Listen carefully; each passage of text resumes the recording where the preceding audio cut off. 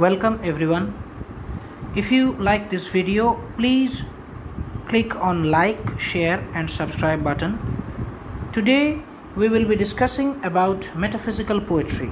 Metaphysical poetry is a term we all get introduced to in our college level when we study English literature. The term metaphysical simply means beyond physical. That much we all know, I suppose, but what does that mean? Physical means anything that is concrete, has a form, a physical appearance. A poem has a physical appearance. The words used in a poem conveys a meaning to us physically as we look up in the dictionary. But what if the physical appearance of a poem doesn't convey the meaning completely? What if we have to think it through? What if we have to go beyond the physical or literal meanings of the words to understand the poem? That's when it becomes metaphysical. You can't understand a metaphysical poem by simply reading it.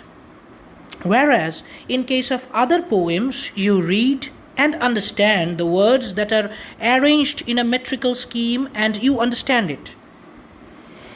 But when you are reading a metaphysical poem, you have to read, think, connect, and then you can comprehend. It is also to be noted that metaphysics is a branch of philosophy that deals with the fundamental nature of reality, including abstract concepts such as being, knowing, identity, time and space. So, metaphysics is a study of what is outside objective experience. In case of metaphysical poetry, we see that the subject matter of the poem is either love or religion. Both love and religion are abstract aspects of life. So, in this way, according to its subject matter, the poem becomes metaphysical. In metaphysical poetry, the poet or speaker is at the center of the poem and he is presenting to us his perceptions regarding those abstract aspects of life. Now the point comes where we need to know and we need to understand how does the poet present his perception.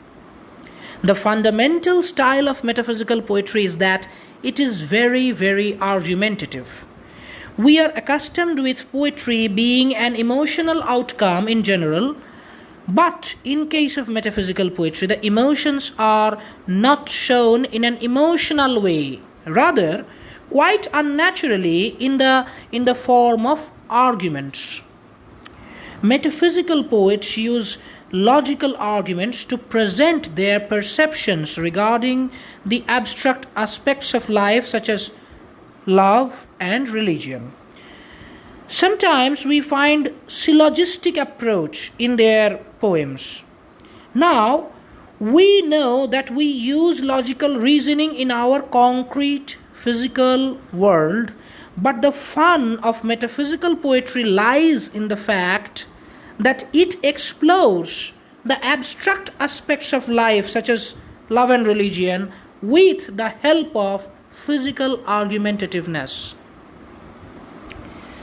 This is another point to explain how it gets metaphysical, that is, beginning at a physical level and reaching beyond it. To use logical reasoning in poetry, the metaphysical poets use shocking images and shocking comparisons. These shocking images and shocking comparisons are called the metaphysical conceit. Beside the conceits, the poet use very bold statements in their poems, very bold statements. Also, a vast sense of knowledge is presented among the lines. The showcasing of erudition is one aspect of metaphysical poetry that has influenced modern poets a lot.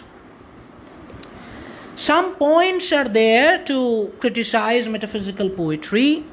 Of course, the recurrent usage of bold statements were not very much appreciated at that time by the scholars. It is quite appropriate to accuse metaphysical poetry of portraying typically male perspectives. All the metaphysical poets were male, and also it is quite undeniable that the poems were male-centered. The style of metaphysical poetry tends towards monologues, but it is not dramatic monologue in any way. It argues with a silent listener, but we only get one viewpoint, one perspective, and that is of the poet himself. I will conclude with a brief overview of Andrew Marvell's To His Coy Mistress to show you some examples of the features we have discussed until now.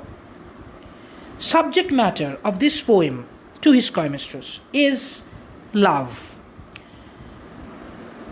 But the style, the structure of presentation is syllogistic.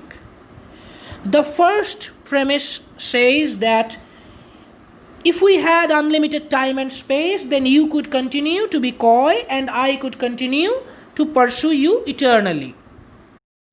The second premise says that the time on earth is limited.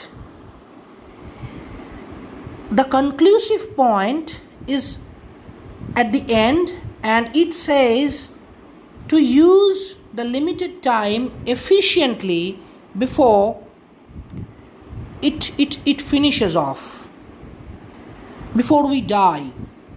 So that is how the lover is trying to persuade his beloved to accept him as her lover. So we have seen how the lover tries to woo his beloved by using logical reasoning instead of emotional outburst. An example of the shocking image can be found in the line, "The grave is a fine and private place, but none, I think, do there embrace." So an image of a grave is presented in the process of convincing the beloved to accept him as her lover.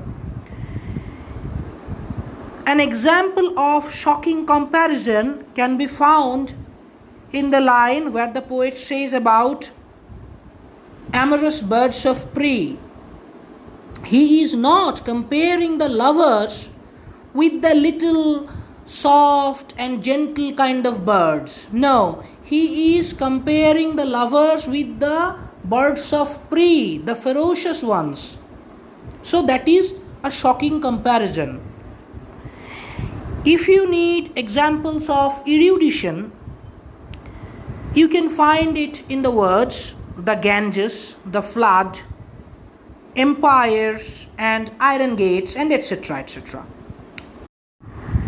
The Ganges shows that the poet had knowledge of geography. The flood shows that the poet had knowledge of mythology and religion.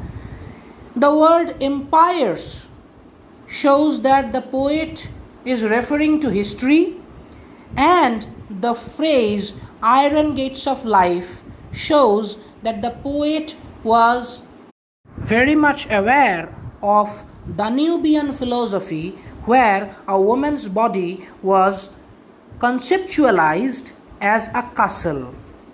So we get that the poet was an erudite person who knew geography, history, mythology and philosophy, and so all these things are incorporated in this particular poem.